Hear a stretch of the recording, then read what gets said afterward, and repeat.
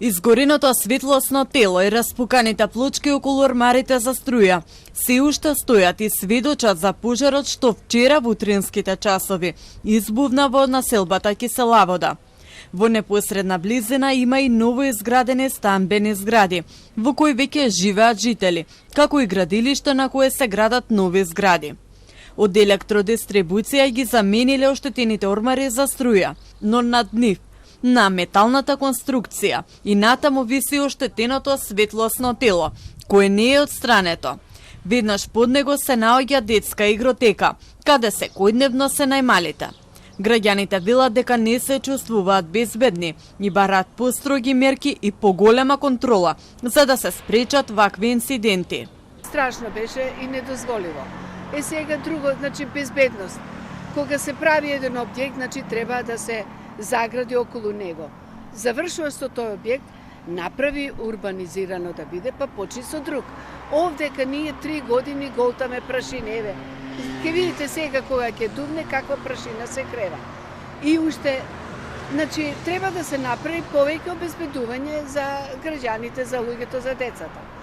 Дали е безбедно, навистина не знам, бидејќи знаеме поготово нови згради како се прават, пушарајски. Имам стан тука, но не живеам, не бев в моментот додека гореше, видов на интернет, но ако продолжи вака, мислам дека навистина не е безбедно. Треба да се случи нешто вакво за они да го направат понатака како што треба. И професорот на градежниот факултет Горан Марковски предупредува дека градилиштата често создаваат сериозни проблеми за околните жители, почнувајќи од бучава и прашина, па се до нарушување на безбедноста и нормалното функционирање на јавниот простор.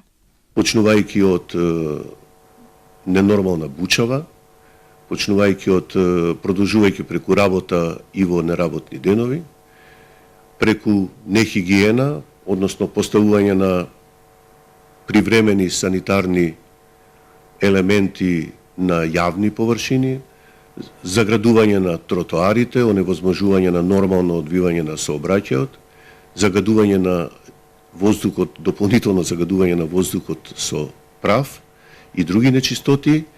Вчера нешто пред 6 часот наутро жителите од околните згради на булеварот Борис Трајковски слушнале силно тропање, пошто забележале чат и детонација. Во текот на денот екипи на ЕВН го санирале дефектот, а жителите повторно добиле електрична енергија во вечерните часови. Но ова не е единствен случај. Неодамна на градилиште на булеварот Теодоси Гологанов во близина на католичка црква се случи свлечиште при ископ на нова стамбена зграда. Бе оштетени тротоарот, коловозот и дел од инфраструктурата, пошто инспекцијските служби извршија увид и најавија мерки против инвеститорот. Месец дена предходно, во Киселавода, при ископ на темели за нова зграда, до додоривање на земјишта, при што беа затрупани 4 градежни работници. Еден од нив го загуби животот. Сите овие инциденти го отвараат прашањето дали безбедносните стандарди на градилиштата се почитуваат доволно и дали надзорот е на потребното ниво.